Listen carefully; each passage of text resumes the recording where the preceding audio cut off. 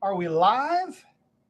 The thing says that we're live, then we must be live. What's happening, everybody? Hope everybody's having a fantastic whatever day you're watching this. If this is your first time hanging out with us, welcome. This channel is basically a bunch of chatter about all things motor. Could be a motor car, could be a motorcycle. Typically on Saturdays, we talk car stuff, primarily hinged around the Mopar community. Tuesdays are two-wheel Tuesdays, talk about bikes.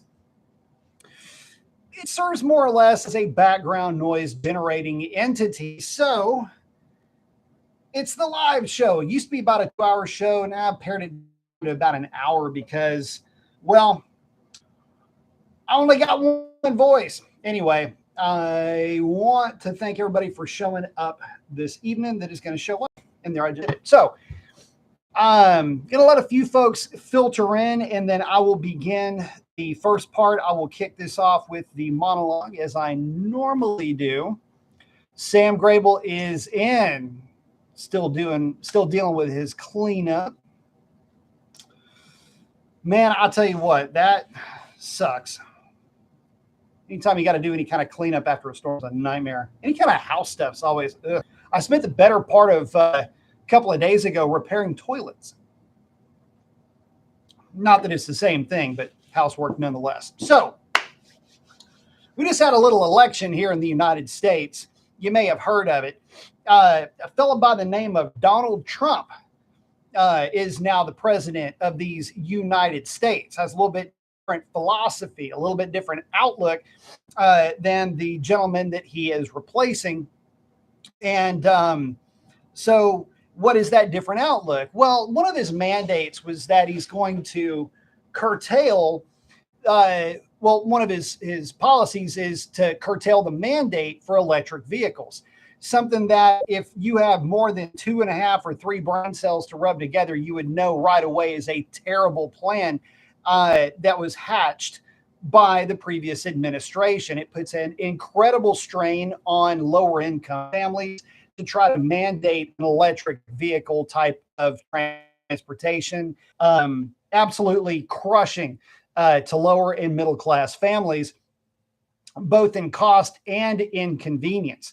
Well, that's not going to happen. At least that whole statute, it's actually part of an inflation something anyway. It's going to have to be worked on, but that's kind of going to be curtailed. And it had a lot of folks wondering, well, with Mopar now looking at the prospect of not having to be so hamstrung by laws, could you bring the Hemi back? A lot of folks have basically said, look, man, we're going to, we're going to put all our money on Dodge reintroducing a V8 engine platform. Can't wait. And everybody was salivating over it. Well, what I want to do is I want to talk to you guys about the realities of bringing a V8 into production. I don't know if Dodge is going to bring back a V8 or if they're going to try to plunk the 6.4 liter into the new Charger platform. Could it handle it? In other words, is it the right dimensions? Well, maybe, and we can talk about that because, well, to be honest, the outgoing LX platform, it's not that big. The engine bay is really small. Those engines are shoehorned into those cars as it sits. So could the V8 fit into that platform? I probably could, if I'm being totally honest, at least with my assessment, especially with my own personal experience with the LX platform engine bay. So here's the thing. First of all, let's talk about where Dodge is right now. Dodge is in the process of releasing their Charger EV. Hold on, wait a minute. Sorry. I kind of threw up a little bit in my mouth there for a second. Anyway, Dodge is in the process of releasing, unveiling, whatever, their EV Charger, much to the disgust of its brand loyalists. And when I say much to the disgust of the brand loyalists, this is so anti-Dodge that I can't frankly put it into perspective. But what I want to do is bring to you a correlation. And that is, how has this worked out for other manufacturers that are so brand identity heavy? Well, one needs to look no further than Harley Davidson. Let's take a look at how Harley Davidson's Livewire did and how it's doing currently, to get a sense of how well this Charger is going to do. Why would I be bringing up Harley Davidson? Well, iconic American brand, very steeped in tradition, old school based in its design philosophy, caters to a much older crowd, and has the old school power plant as its marketing, or is old school power plant in its marketing as a central theme. What do I mean by that? Hemi. Hemi is from 1964. It's a full 70 whole ass years old. Okay. It's as old as you can possibly get, or 60 years old, and still be a relevant term. The same goes for Harley Davidson, that 45-degree V-twin with the pickle fork connecting rod, just like what you would find in an Allison 1710 World War II airplane engine. You know, there's a lot of, so that sounded good. There's a lot of correlation between the brands. When Harley Davidson released the Livewire, it was dead on arrival. Not only that, let me put it to you like this. This is how I know the Charger is going to fail so spectacularly, because both brands and both manufacturers are so practically identical in their design philosophy, in their marketing, everything. The people that buy Mopars also buy Harley Davidsons. The people that buy Fords will buy a BMW motorcycle. The people that buy Chevrolet might buy a Suzuki or a Honda. But you can bet your ass that if you have a Harley Davidson, you probably drive a Dodge truck. It's very tightly intermingled.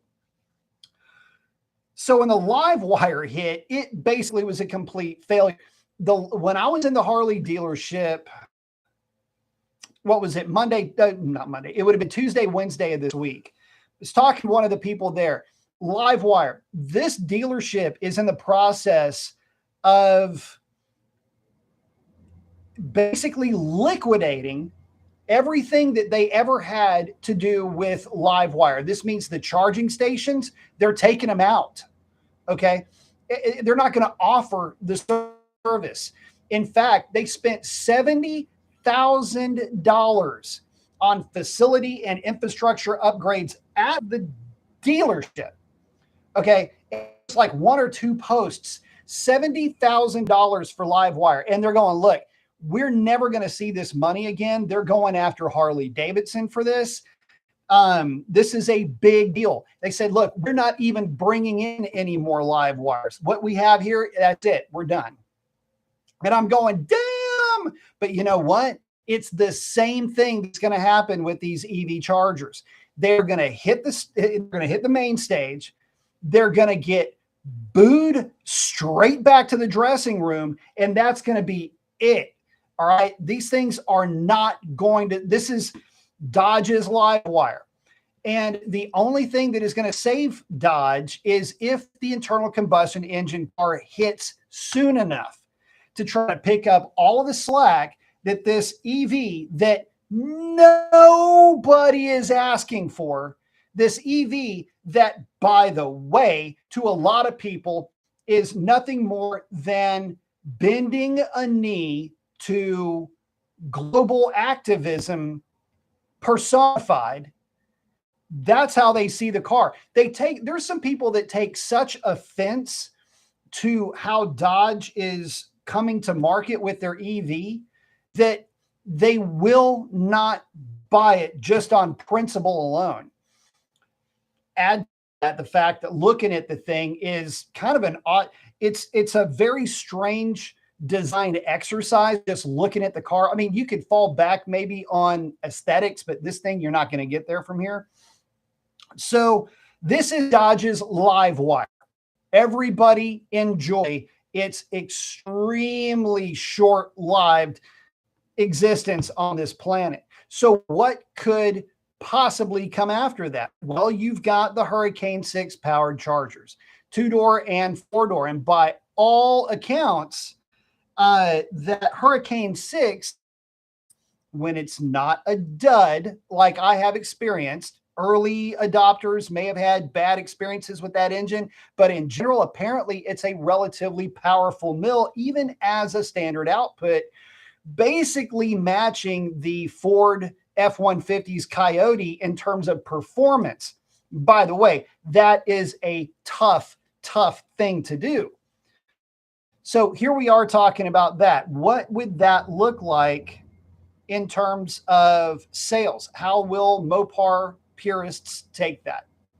Well, that power plant has already been divisive enough. The main thought, though, here is, or would be, if Dodge offered the new Charger with the 6.4 liter Hemi, you're not going to get the 5.7. Forget it. That engine, the 5.7 does not have a home. It doesn't go into trucks.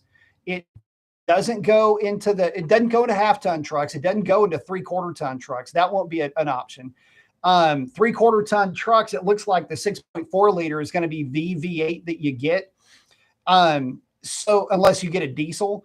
So it's, I guess the point that I'm getting to here is the only real available V8 is going to be the 6.4. So you put that into the new Charger, 2-door, 4-door, who cares?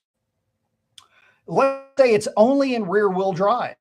Would you be a player on that car? Knowing what you know about, the horsepower, torque delivery of that thing, knowing what you know about the design language of that car, would you be a player with that? Because that's the only way they're going to get there from here. And by the way, let me remind you guys that the two companies that stand to benefit the most from a Trump presidency are Ford and Chevrolet. You might say, what are you talking about?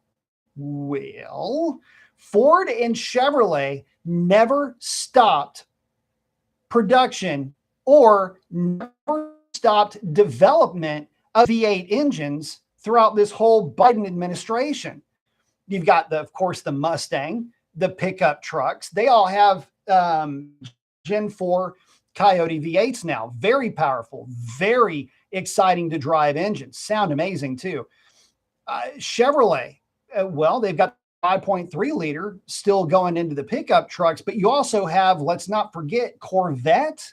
Holy mackerel. Have you seen what Corvette is doing? It's an unbelievable power plant with an unbelievable upside. The absolute best Corvette that's ever been made, and they have plans to make it even better. My goodness, are you kidding me? Heavens to Betsy.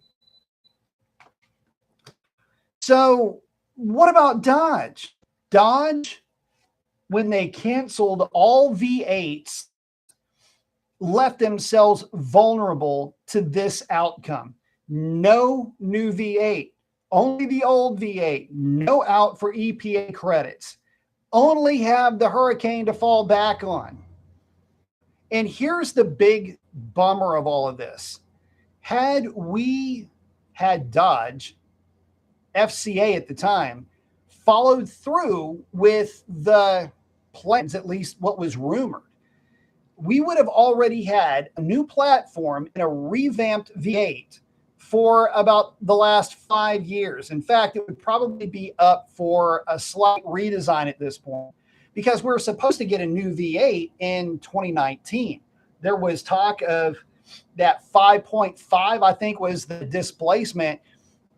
Basically, it was going to be a Dodge Coyote, a dual overhead cam, variable cam timing, blah, blah, the whole bit. Basically, Coyote just plus 10% when you look at it from a displacement standpoint.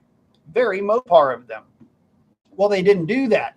And so now Ford still been making V8s. Chevrolet, brand of Corvette, the same bit. Where does that leave Dodge? Well, again, the only V8 that we could look for is the 6.4 liter. And will it fit in the new platform?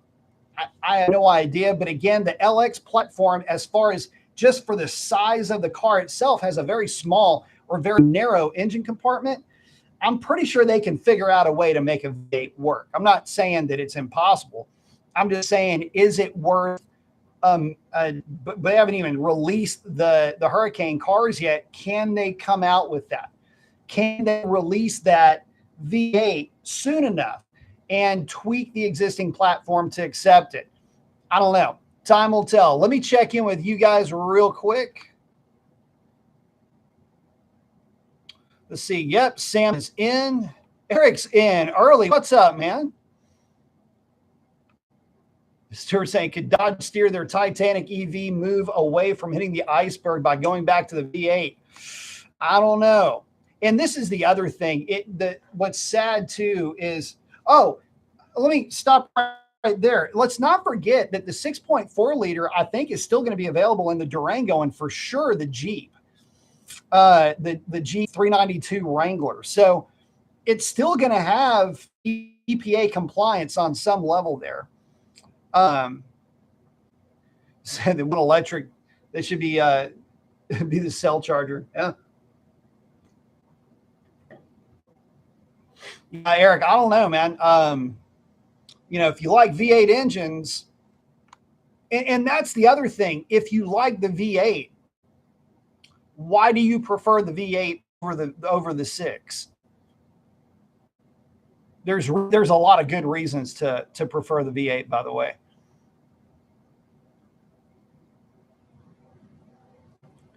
Bringing back the big three with tax incentives, we'd have to see a V8. Mark is in.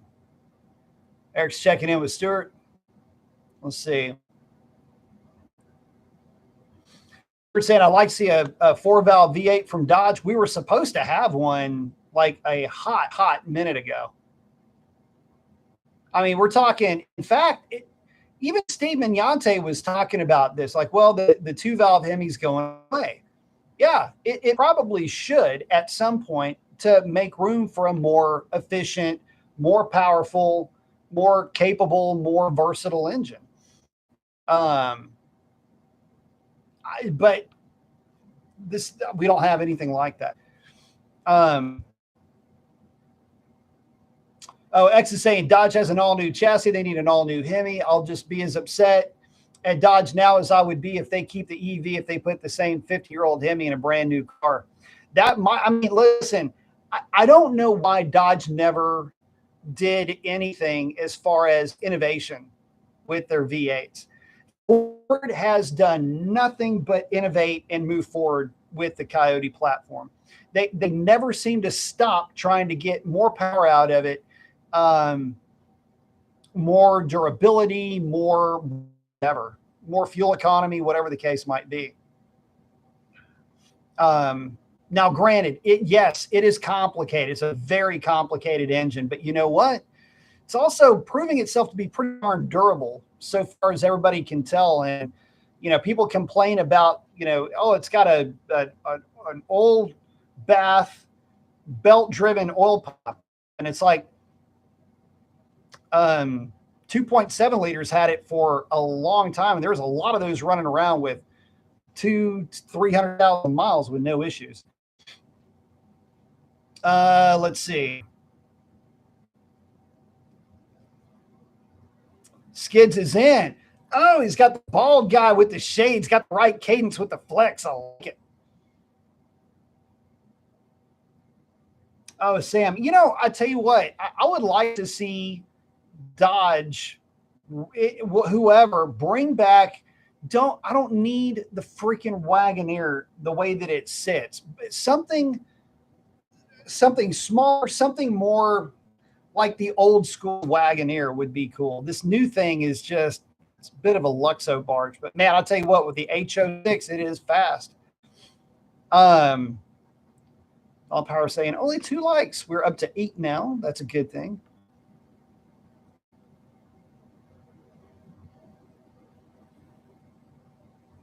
Oh, X. I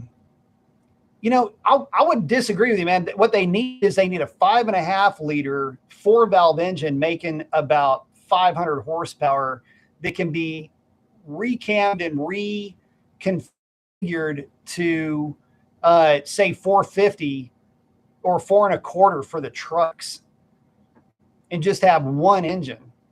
Um, it's not, the problem is the displacement. You can't get them to pass emissions, but there is one replacement for displacement, and that's, well, there's two: RPM and boost. There would be nothing keeping Dodge from. I mean, look, they put two turbochargers on a 6-cylinder. Can you put a turbocharger on a V8? I mean, Mercedes-Benz and BMW don't seem to have a problem doing that. They build some incredibly durable cars. My thing is, have one 5.5 liter engine, have a standard output, a high output, and then have a boosted variant, at about, say, 12 pounds of boost, making around 750 to 800 horsepower. And that would be all you'd need. And I mean, dude, that would be a sick to death combination. 5.5 liters, by the way, puts you in really good, company if you've got a 4-valve engine, in terms of being able to torque and horsepower and usable all the way around.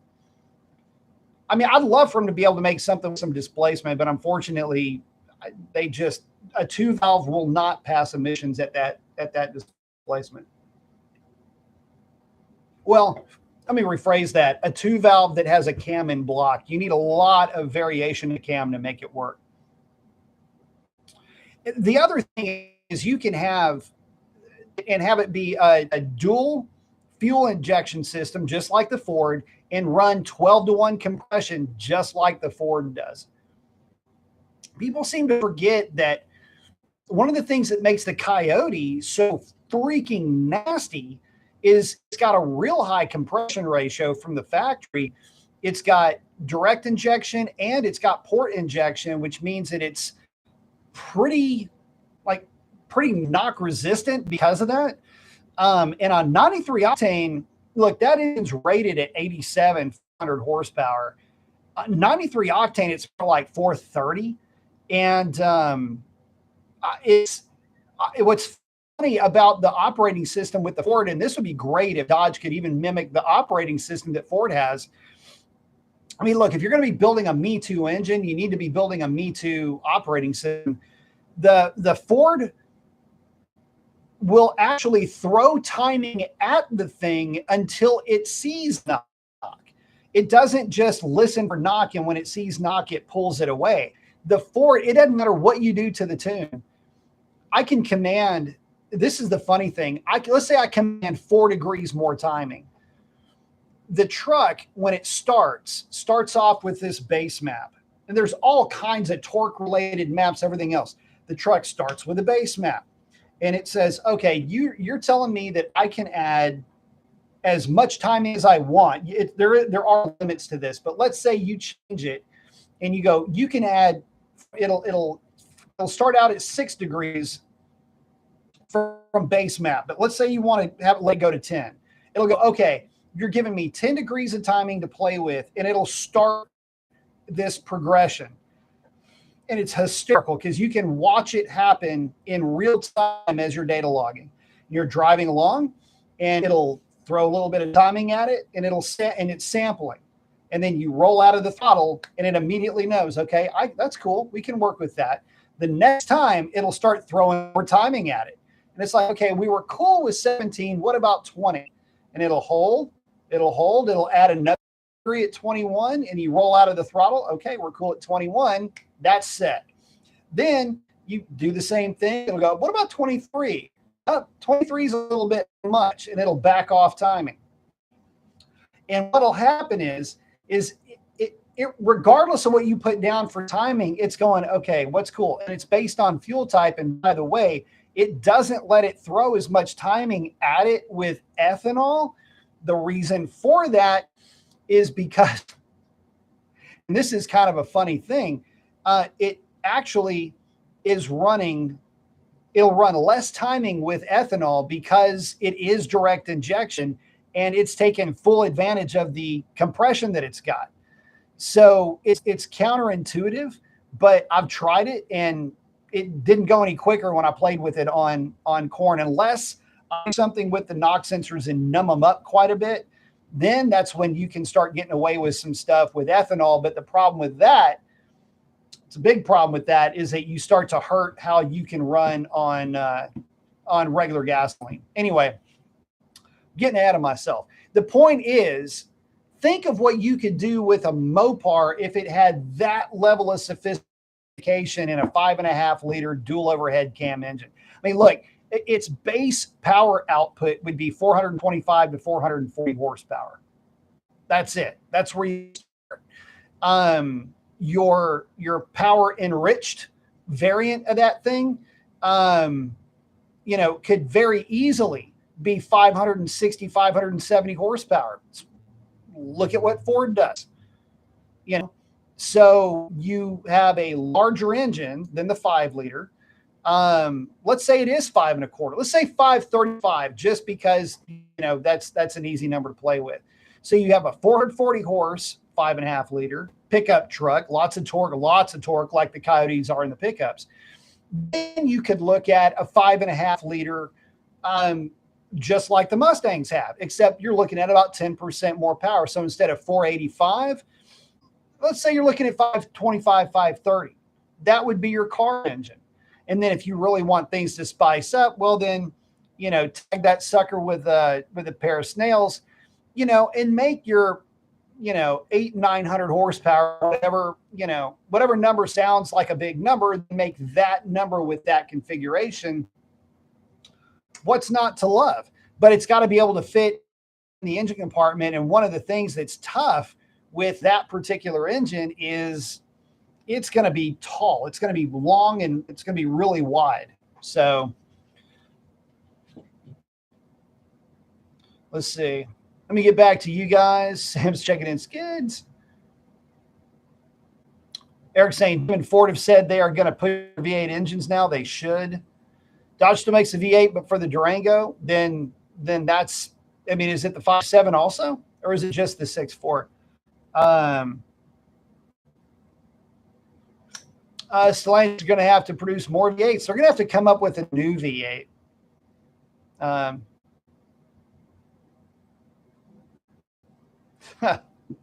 Avalanche with the 8.1. That would actually be a really good tow truck. Stuart's saying, remember all the CUDA talk? How did that even start? Because people have dreams and they like to put their dreams out there for public consumption. The CUDA was never a thing. So CUDA, so back in 2017, let's hop in the Wayback Machine. Back in 2017, there was already rumors that the LX platform was going away, the Charger, the Challenger, et cetera. And the replacement for the Challenger was going to be a CUDA, and that the Charger would just be a 4-door variant of it. And it was supposed to be a smaller variant. It was going to be made either on the Giulia platform or the other one, the Ghibli platform. Of course, that never came to pass. But that's the fact that Ghibli platform was going to end up getting the nod because you could put a V8 in the Ghibli platform. So,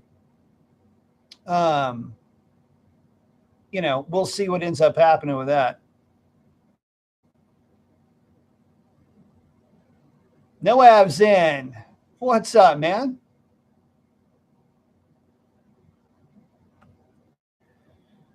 Ran an 1189 at 117 with a 5.7 intake. Very good.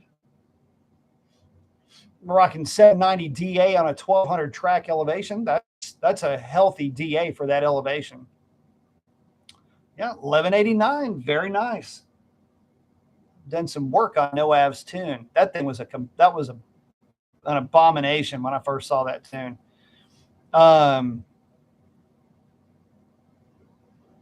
Raging said, if Ford drops the Godzilla and the Mustang with a 6-speed.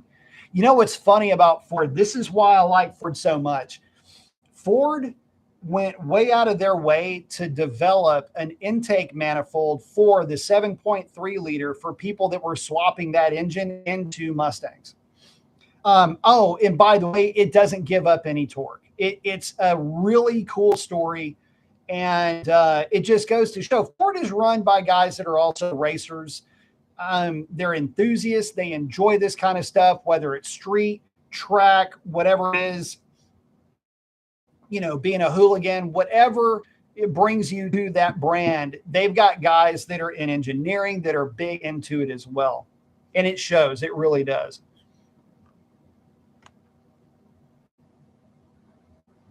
Let's see.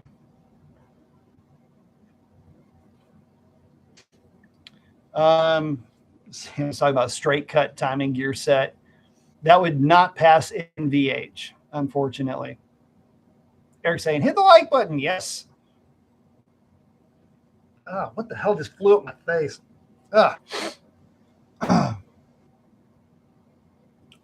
Joseph saying, let's draft Elon to build the new V8.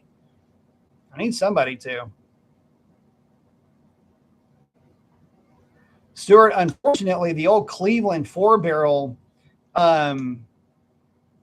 interesting engine. It only works well with very high compression. The ports on the Clevelands are humongous. The Australians had Cleveland forever. They put the Cleveland 4-barrel and 2-barrel engines in everything everything that was made.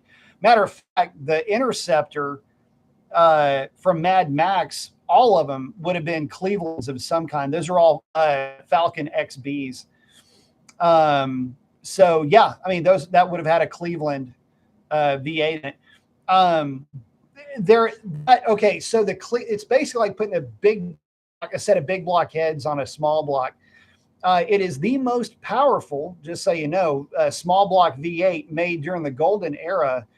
And the 351 Cleveland was actually known to be more powerful than the 383 big block that you would have found in Challengers, Chargers, Cudas, things like that. But yeah, but when paired with high compression and cam enough to take advantage of the cylinder heads, it's easily a 550 horsepower engine. Yeah, it is very hard to kill a motor with timing gears. It's one of the reasons why RC51s still run as good as they do today. And it's part of the fun of owning an RC51 is because it does have a gear driven cams. Moto X saying greetings from the House of Blues, Vegas, Santana starting in minutes. Nice. Very cool. Greetings to you. HU saying a displacement of 4 liters with a turbo would be my preference. As a second engine option, you can chop off 2 cylinders. Many of the same components would make these engines cheap to produce. That is true. You'd have a 3-liter V6 that would do extremely well. You're exactly right. I always wondered why there wasn't, like when you talk about modular engine families, it would make a lot of sense to have a 432 type of a configuration. And a V4, by the way, is nice and compact, fits very well in an engine compartment. But yeah, they definitely could do well with that. And yeah, 4-liter, just like the, just like they do overseas. All of those are 4.4 liter, 4.3, 4.5 liter V8s. Whatever gets you to that number and then start hacking cylinders. I think it would be an amazing way to go about it. Talk about economy of scale. I mean, you use the same pistons, the same rods. The cam profile is not going to change. You're going to have the same front cover. You're going to have a lot of the same parts would interchange between the same timing set. All of that. A game is asking 5.7 or 6.4 as modified NA engine for roll race. I'm not sure what you're asking. I mean, really, either way you go, I mean, once you start modifying the cars, the sky's the limit. So it depends on what your budget is. For just driving the thing around, I would say I'd prefer to have the 6.4 liter. Again, if for no other reason, you have the extra displacement, it's a little bit snappier car to drive around. The 5.7 liter, in assuming they're both stock and you're not going to crack open the block, the 5.7 is going to respond better to long tube headers because it has a tighter separation angle on the cam. I like the 5.7. Man, call me crazy, but I like the 5.7 every bit as much as I like the 6.4 liter. I'd go long tube headers, probably go catless. With the newer 6.4 liter, the Scat Pack style exhaust, and call it good.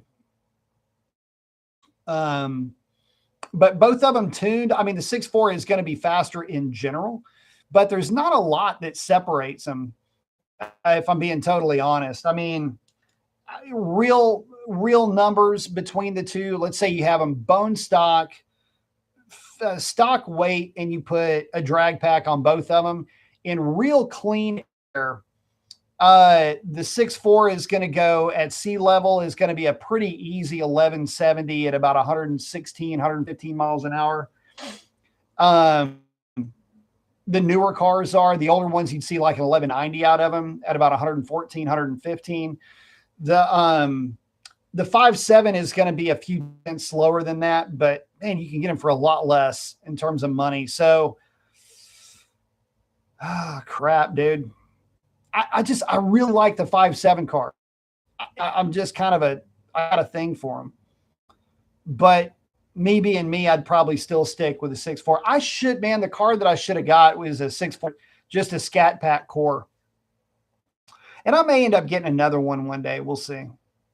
But it'd just be a 2019, 2020 Scat, maybe get a shaker or something like that. Sovereign is in saying, hey, B, hey, folks, what's up, man?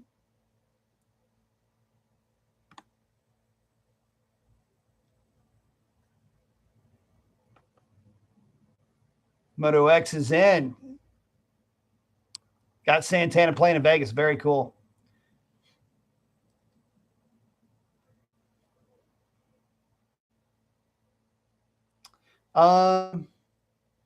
Yeah, Sam saying, I'm surprised it passes with diesels. Yeah, there's different criteria for gas engines with NVH.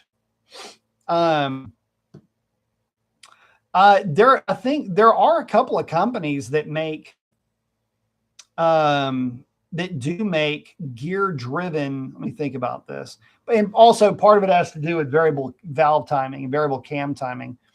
But also like for a 2-valve cam and block stuff, it's pretty easy. So Fox body frame. I don't know if I've seen it yet. I don't know if I've seen it yet. I am thinking about, I got to do something with that car. I got to do something with my Fox body. Yeah, I'll have to check it out. Like I say, I may not have seen it yet. I don't get, and that's the other thing. I'm not really on Instagram a lot, so I'll slide back over and take a look every once in a while. I think I know what you're talking about. But yeah, I mean, listen, there's a lot for Dodge to get back into the mix and for Dodge to get back into the good graces of a lot of its loyalists. It's going to have to take a long look at, I'll put it to you like this. It's going to have to take a long look at where it wants to be long-term. And I've got a real sneaking suspicion that Dodge does not, or I should say Stellantis, is not going to be in the Dodge business for very long. I get this weird feeling. I get this very strange I get a weird vibe that Dodge doesn't really want, and they've said they're not an American company, but Dodge doesn't want to put the car out that folks want to buy. Now, that being said, I'm not saying that there's something inherently wrong with the new Challenger, the new Charger, be it 2-door or 4-door. I will say that I haven't seen one in person. So when I'm over here just dogging on the design of that car, I have not seen one in person, and that does make a difference. You know, there's a lot of vehicles that I've seen pictures of that I did not like, only to see the vehicle in person and be like, damn, why did I not like this? This is great. That might happen with the Charger. I maybe, right? Hope springs eternal. But that car, the problem with that car, y'all have heard me say this before, is that the design language is still painfully trying to harken back to an era like of our grandparents and our great grandparents era of the 60s. And that's a bit of a problem for me because, man, look, that's not, I am not of the era. I'm not of that time period. I don't really, the Challenger looks amazing. The cool thing about the Charger, though, is it had a couple of design cues, but for the most part, it was its own car. Well, the problem is that this new Charger has got a little bit too much design DNA coming from like the 68 to 70 Charger. It's not necessarily a bad thing. It's just, damn it, because the proportions can never be right. There's too many safety things, and you can't get the right proportions out of the car. It will always look a little bit sophomoric, but not in the way that I mean that is that you can't, it's like if some kid tried to draw a Charger and the proportions aren't right, but it has the same kind of basic idea, but as your eye sees it, it doesn't agree with what your brain knows a Charger to look like. And so you look at it from a critical point of view instead of a complimentary point of view. And that's where I'm at with that car. Just for whatever reason, I can't gel with it. And so you're going to put an inline 6 turbo in it. And that, I mean, it just, look, I don't have a problem with the Hurricane 6. Dodge has a really cool history about being on the cutting edge of bucking a trend. Think the 2.2 liter turbo powered Daytona, the Omni GLH.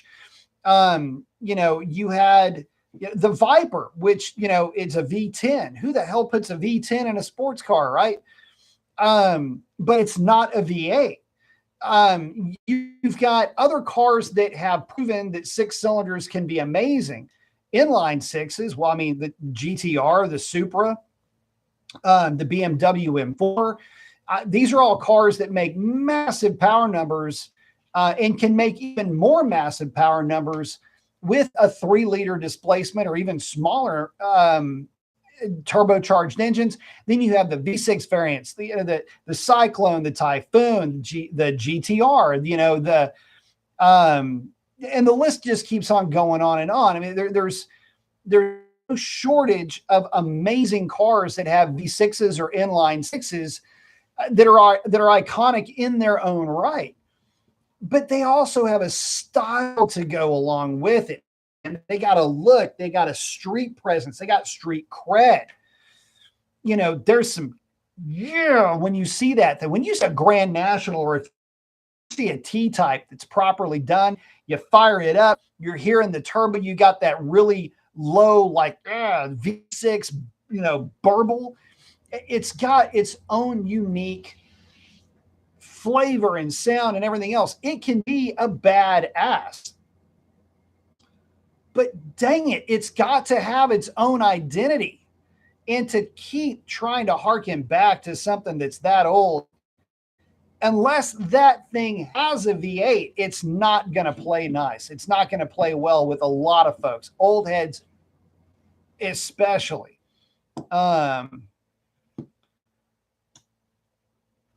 Let's see. Catch back up with you guys. Yeah, Trump is not going to be making Dodge great again. Oh, and to that point, look, Dodge has already put the tooling in place for the Hurricane 6. They have gone in lock, stock, and barrel for that. Where Ford and GM are still making V8 powered somethings, they don't have to worry about tooling or anything like that. The only thing Dodge is going to have is, or Chrysler, Stellantis, when it comes to V8s for the American market, is the 6.4 liter. That's it. And again, it's not even the high power variant. Let's see. This kid, brother. Yeah. Yeah. 25 lineup. Small Dart. Yes.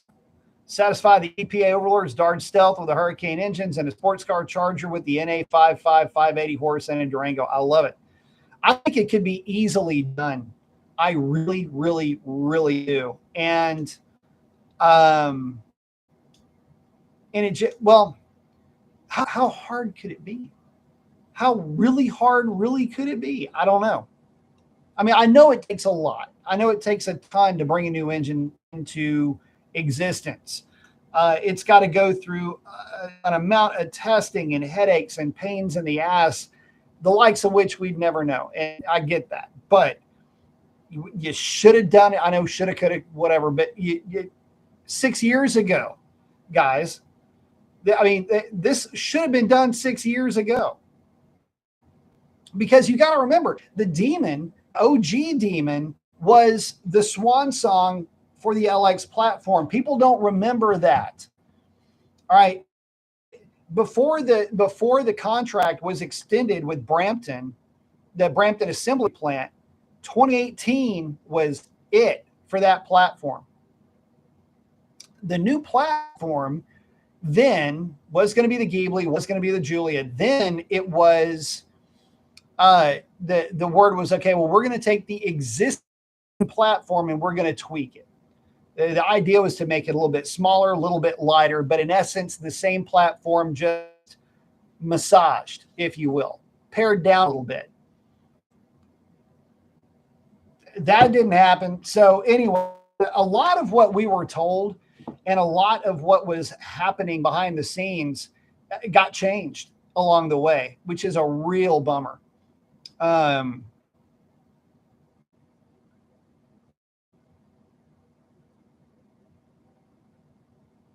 Just saying, but I like his style. Oh, excellent. And a crossover, not the Hornet. Golly, man. What a bummer with the Hornet. The Hornet, the interiors are great. The problem with the Hornet is that it just, golly, man. Talk about a weird scenario. They can't give them away. And the problem is, it's not that it's a bad car. It's just the marketing is so crappy, but the interiors are nice, but they're also expensive for what you're getting. So I don't know. You got to sell a cheap, easy to buy, high mile per gallon, durable, tank of a little car.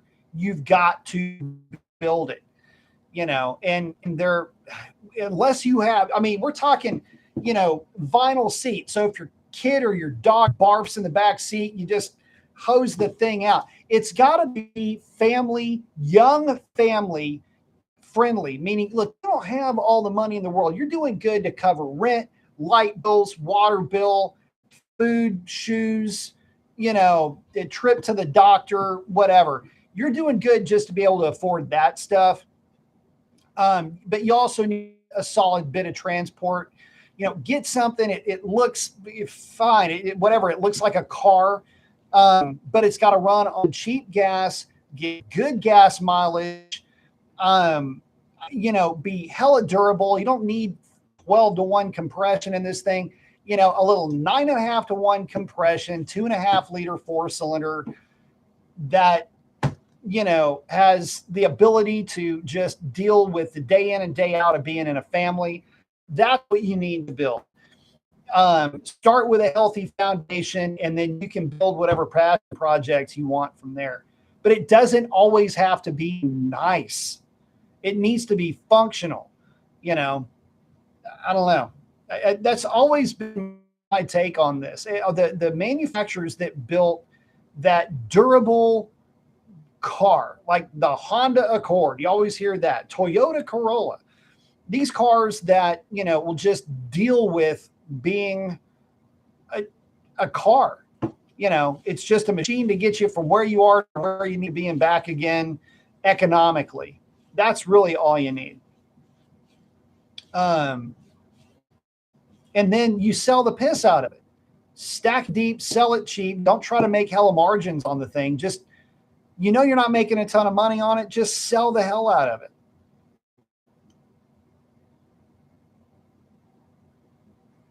Let's see. Oh, BB saying the thing I like best with the looks of the new Charger is the old wide body panels versus the plastic strap on of the Challengers and Chargers.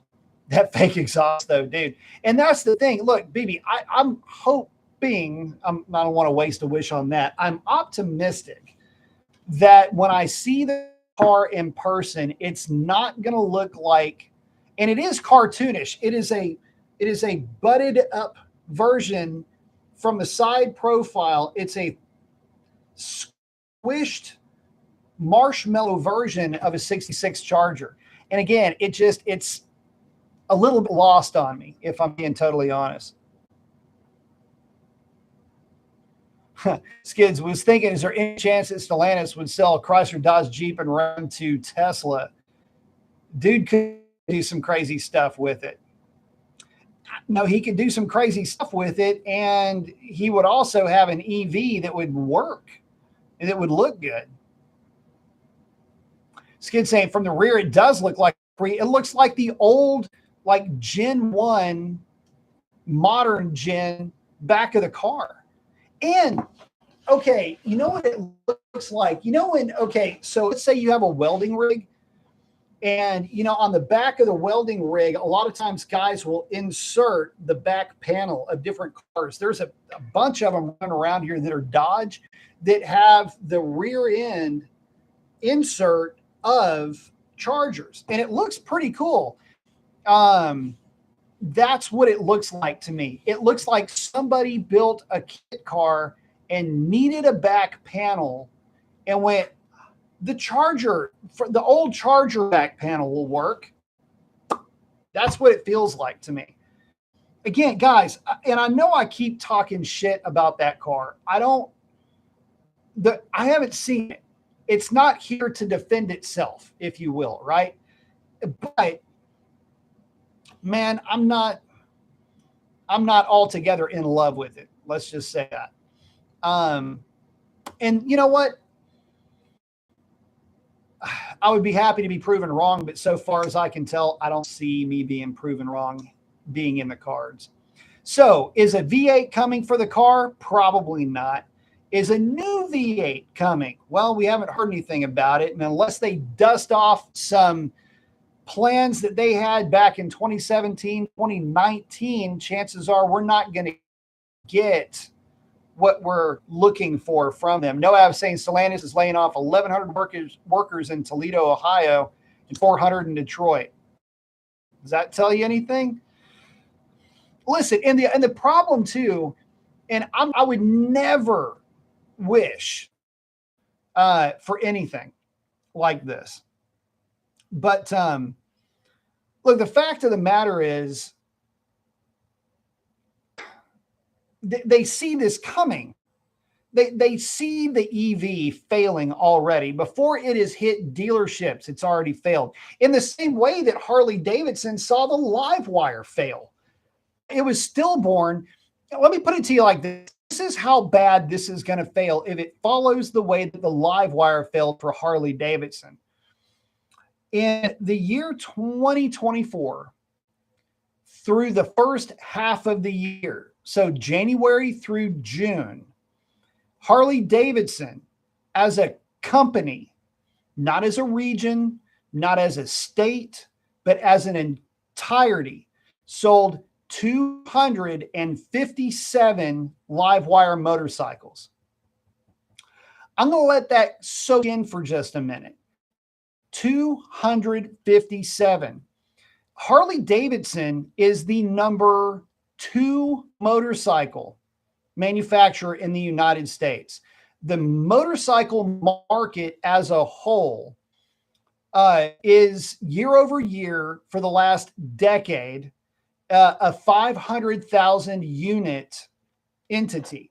So year over year, all motorcycle manufacturers together will sell about 500,000 units. Up or down, it's going to be somewhere around that number. So 500,000 units, 257 of those units are live wire motorcycles. You have companies like Zero who are losing places in dealerships. Cake is out of business.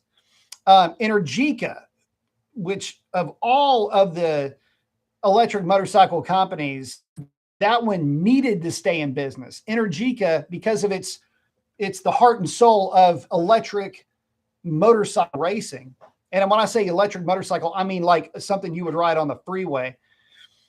It's filed for Chapter 11 bankruptcy. So Cake's gone. Energica is gone. Other manufacturers are having a real hard time finding funding right now. So that industry as a whole is bad. But when you look at the fact that, and as tightly, as close as the two companies are with their marketing language, Harley Davidson and Dodge, this EV is going to go the same way. You're going to have these things dying on the vine. I'm sorry, guys, this is going nowhere.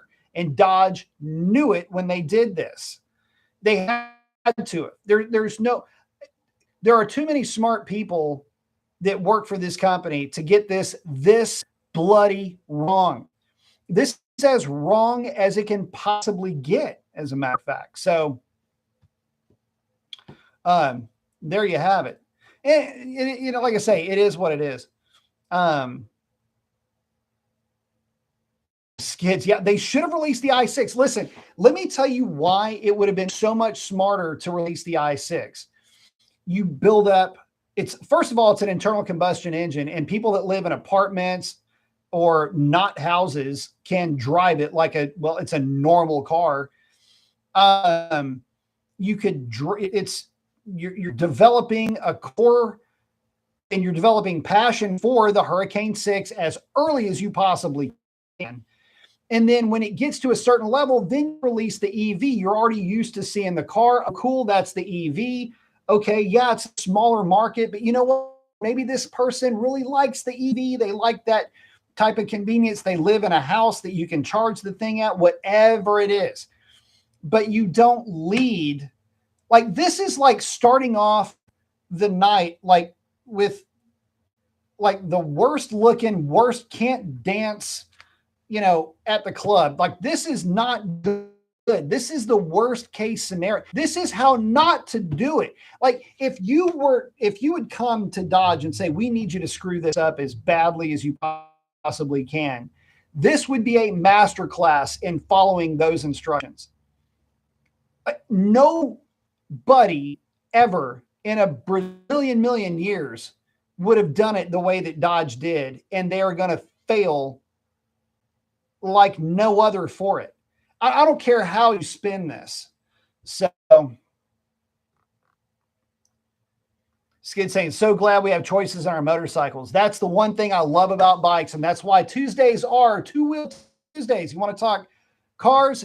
We'll talk about cars on the live show on Saturday, but Two-Wheel Tuesdays, that's when we can talk about bikes the most. That's one of my oldest longtime passions is motorcycles, because it is such a diverse topic, because there are all different kinds of awesome motorcycles to talk about, from a wildly varied number of manufacturers, and it is global. Like, we catch folks from all over the planet of the earth talking motorcycles, which is super cool. Susan, Rivian is now owned by VW. Maybe it's a partnership. I don't know. I can tell you this: if it's owned by BMW, it probably ain't long for the world. But guys, with that, we are into the show for an hour. I have got to wrap it up. Look, if Dodge is going to ever release a V8, if they're ever going to tease us with anything, also, now is the time. Now, like right now, they need to go, oh, shit, okay, you know what? Climate's changed. We're going to try to stick a V8 in this thing. Stay tuned. And that's it. That's all they would have to do. And as long as it dropped, say within the same year model that the Hurricane engine is, or maybe a year after that, I think a lot of folks would be pretty cool with that. But Dodge, you got to get on it quick, baby, because you got folks like just scattering like cockroaches when the lights turn on from your brand. And I don't see y'all doing anything to combat that. So with that, guys, I'm going to wrap it up. Let's get out there and do something cool for somebody. Chances are they need it way more than you know. And we will catch you on the next one. Thanks again.